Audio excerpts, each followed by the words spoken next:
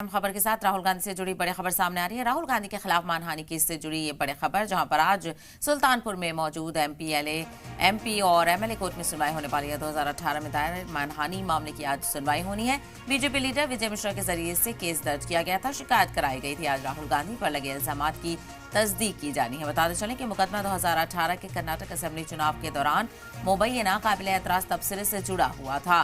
Court में मुद्दई की तरफ से गवाहों की जिरह जारी रहेगी। तो आज राहुल गांधी के खिलाफ मुकदमे को लेकर सुनवाई होने वाली है।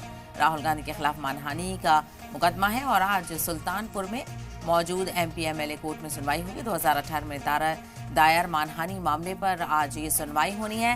बीजेपी लीडर विजय मिश्रा के जरिए से केस दर्ज किया गया है। आज राहुल गांधी पर लगे इल्जामात की तस्दीक की जानी है। तो वही मुकदमा 2018 के कर्नाटक असेंबली चुनाव के दौरान मुबैना काबिल एतराज तबसरे से जुड़ा हुआ था।